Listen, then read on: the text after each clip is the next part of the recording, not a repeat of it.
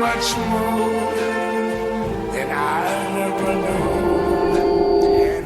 Segunda parte en esta noche de diálogo abierto previo a las elecciones del domingo, y ya se suma a la mesa Yaniré García, docente, y acompañando a Germán Villarroel como precandidata a concejal. Muy buenas noches, muchas gracias por venir. Bueno, ¿qué te impulsó a estar justamente en Primero Belville? Bueno, buenas noches, un gusto ser parte de este momento de diálogo y de construcción.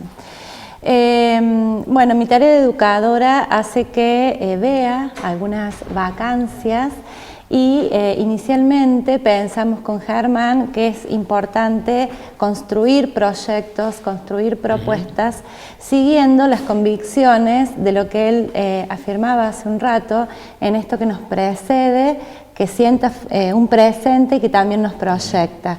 Uno también sigue a los amigos y a la gente con la que puede construir una idea mucho más amplia, mucho más generosa, mucho más comunitaria y genuina, festejando por supuesto todo lo que han hecho nuestros actuales gobernantes, los anteriores.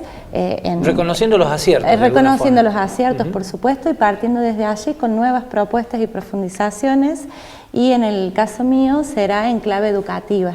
Siempre una propuesta mirada desde la clave educativa. Bueno, el tema educativo que no es menor en varios contextos. Primero, que tiene que ver con la formación, digamos, relacionada con lo oficial, con lo no oficial, y mucho que se está hablando últimamente sobre la formación para el trabajo.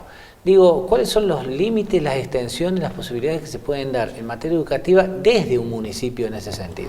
Bueno, bastantes, ¿no? Primero tenemos que discutir dónde están los que no están, que esta mañana en una de las entrevistas Germán lo puso en tensión. También esto de las universidades públicas. ¿Qué significa dónde están los que no están? ¿Dónde están los que no están en las universidades? ¿Dónde están los que no están en los profesorados? No estás hablando de los ni.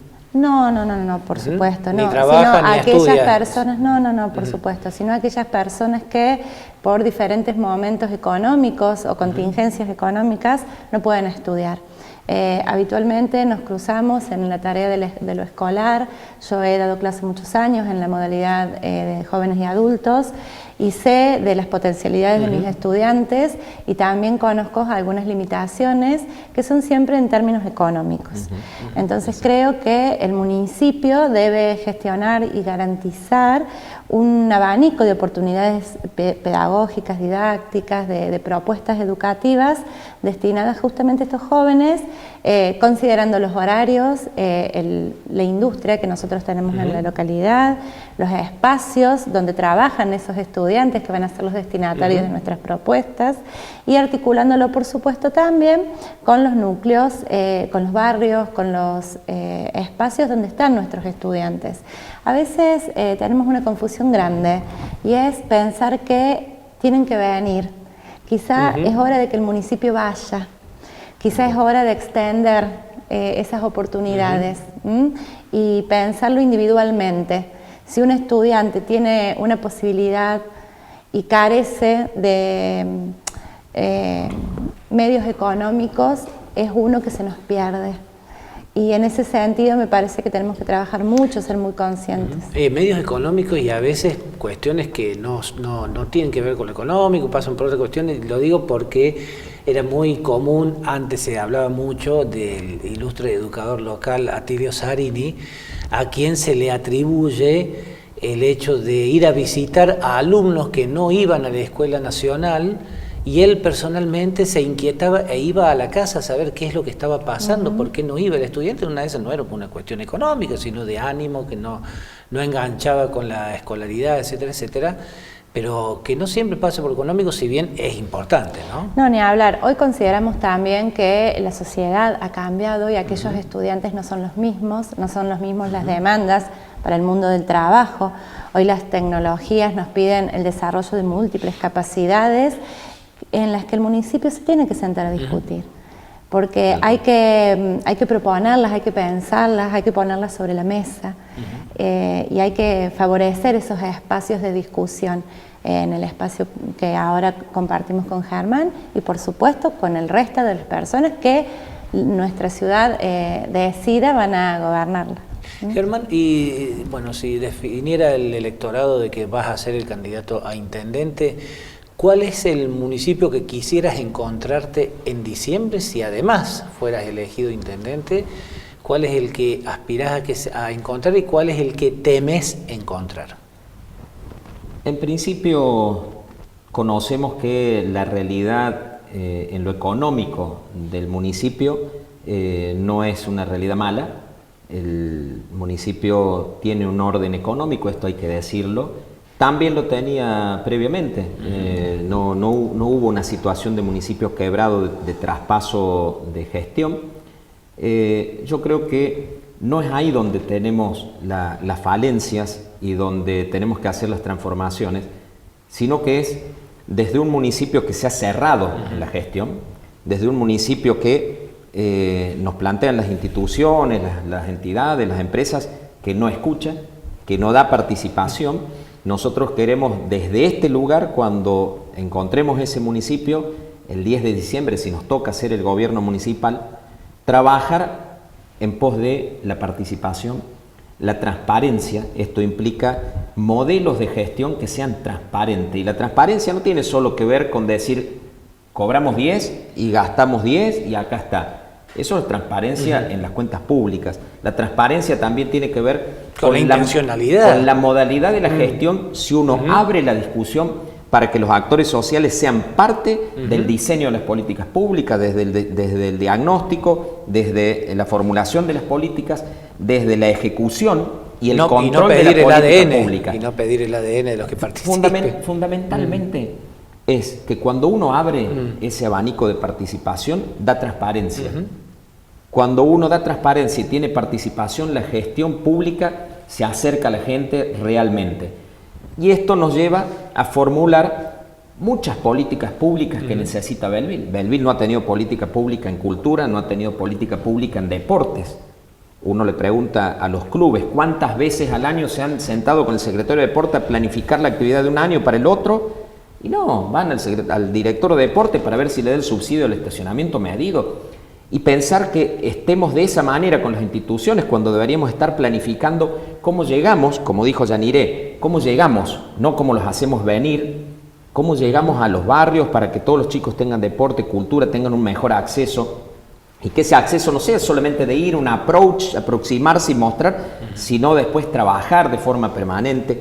Cómo llegamos con la gestión abierta en lo institucional. Nosotros tenemos una propuesta que por ahí había gente que me decía, pero ¿por qué hacer eso? Nosotros decimos, en esta elección se van a presentar muchos candidatos y se presentaron ya en la interna varios candidatos más. Todo eso ha generado ideas, ha generado formulación de proyectos, ha generado que hemos escuchado al ciudadano de una manera o de otra. Y a todos, desde la mirada de cada uno, tenemos proyectos para Belleville. Solamente va a ganar uno y solamente uno o dos partidos pueden lograr representación parlamentaria. Pero si nosotros dejamos la democracia solo ahí y no le damos representación institucional en un órgano que sea el Consejo Asesor y que podamos tener la escucha de lo que esos candidatos de todos esos partidos pueden formular para asesorar al intendente que gobierne, ahí es donde le tenemos que dar esa representación institucional. ¿Y eso es apertura en serio? Además del Consejo de la Mujer, Consejo de la Juventud, Consejo Asesor, Comisión de la Discapacidad, que tiene que ver con la salud pública y no se gestionó nunca, no se puso en marcha en esta gestión, en los 8 años que van de esta gestión. Digo, todo esto hace a la calidad institucional de la participación, pero si solo nos quedamos en que volvemos a lo que fue antes, el Consejo Asesor, el Consejo de la Mujer, pero estos no pueden formular políticas públicas porque sus decisiones no son vinculantes y no tienen presupuesto o no pueden controlar o ejecutar los presupuestos públicos, son solos para la foto. Y nosotros no queremos que las cosas sean solo para la foto. Los belvillenses, los actores sociales, los actores culturales, los actores empresariales tienen mucho que aportar para que hagan las transformaciones que hace falta aquí. Te hago una consulta al respecto.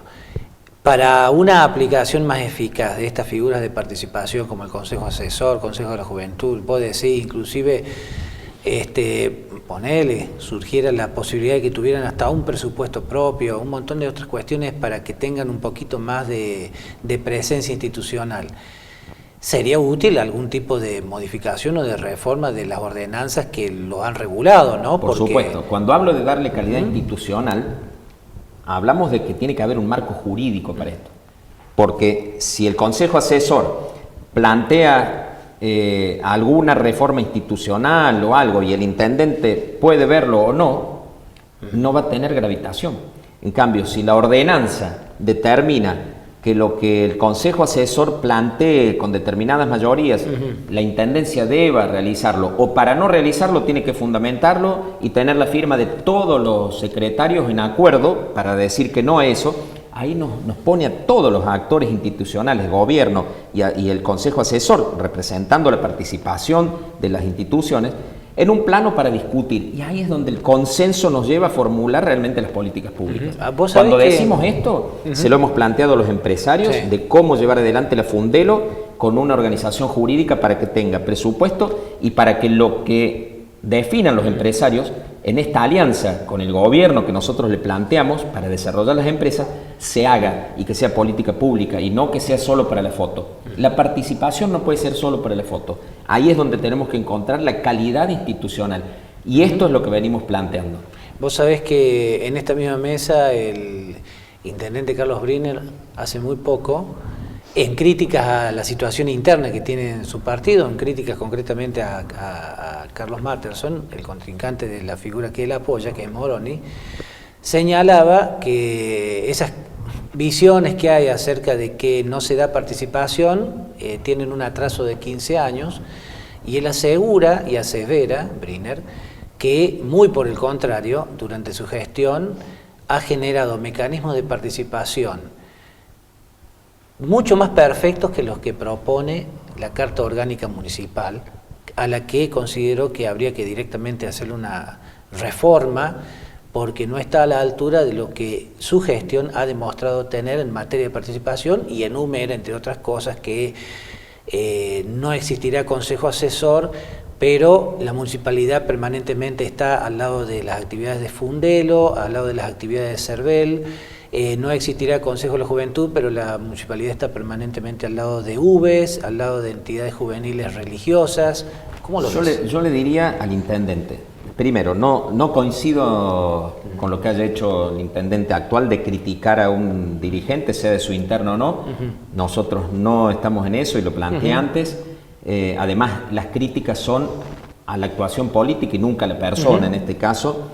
Pero de todas maneras, si Carlos Briner entiende que su persona como intendente puede estar por encima de la ley, que es más importante que la ordenanza, que es la Carta Orgánica, nuestra constitución local, tenemos un problema en cuanto a desde dónde se para como gobernante. Esta discusión se terminó cuando la República nació y que los reyes no podían hacer lo que querían, sino que tenían que sumirse a la ley como cualquier otro ciudadano. Acá la realidad es que Briner no ha cumplido desde estos 8 años con convocar a ninguno de estos consejos creados por Carta Orgánica. No es una decisión de que si los quiere hacer o no. En todo caso, hubiese planteado la reforma en la Carta Orgánica, en lo que creía, y los ciudadanos iban a votar para ver si querían reformar o no la Carta Orgánica. Pero él no puede suplantar a la voluntad democrática, ni tampoco puede suplantar a aquel constituyente que generó nuestra Carta Orgánica, porque el constituyente que la generó de todos los partidos está por encima incluso de los concejales y del intendente. Entonces ahí está nuestra diferencia, nuestra mirada. Nunca vamos a poder creernos por encima, primero de la ley, y segundo, por encima de ningún otro actor social para pensar que hacemos cosas, si lo dijo en esos términos, perfectas o más perfectas. Por el contrario, la democracia, si tiene algo, en palabras de Alfonsín, es que el sistema más perfectible. ¿Qué significa esto? No es el perfecto, sino el que se puede ir mejorando, porque si lo dejamos en manos de quien crea que lo que hace es perfecto, nos vamos a totalitarismos. Nuestra mirada siempre va a ser una mirada abierta y de participación. Y la participación tiene que estar asegurada con instrumentos institucionales que hagan que la participación no sea para que se junten 10 empresarios en un consejo y que lo que planteen no se pueda llevar adelante, sino que lo que se plantee desde ahí pueda trasladarse a formular una política pública y que el Estado tenga que llevarla adelante. Eso Bien. se llama la gobernanza moderna. Los gobiernos, intendentes, concejales, pasamos 4 años, 8 años. En nuestro caso, si nos toca, vamos a estar 4 años. Después la gente dirá. Pero las instituciones, las entidades, las empresas, las escuelas, son permanentes. Entonces, nunca puede un gobernante ponerse por encima de eso, sino que tiene que buscar una horizontalidad en la forma de construcción. Eso se llama la gobernanza moderna. Nosotros preferimos ponernos de ese lado y saber que cuando nos toque gobernar, seguramente vamos a hacer cosas que no estén bien y vamos a pedir que nos hagan escuchar para corregirlas. Nunca vamos a sostener que son perfectas nuestras políticas. Muchísimas gracias por la visita. Hablando de educación, ¿cuánto hay para hablar de educación, verdad, García? Muchísimo. Quiero cerrar agradeciéndote el espacio. Por favor. La verdad es que mucha gente de este lindo grupo de trabajo, porque así es, liderado por Germán, después del domingo o después del 1 de octubre, cuando sean las elecciones, vamos a volver a nuestros trabajos gustosos y gustosas. Y eso me parece que es un valor. No estamos interesados en escalar ni generar un puesto, sino poder ese saber que nos dio nuestro estudio, nuestra formación, compartirla con otras personas. Así que después de esto vamos a seguir trabajando y nos van a encontrar en los espacios donde somos muy felices, en las escuelas, en el estudio. Bien, y Germán, muchísimas gracias también. Gracias a ustedes y volvemos a convocar que los ciudadanos independientes y los afiliados vayan a votar este 30 de julio, que le va a hacer muy bien a la salud democrática de nuestra ciudad. Y luego de la pausa, más política en Diálogo Abierto.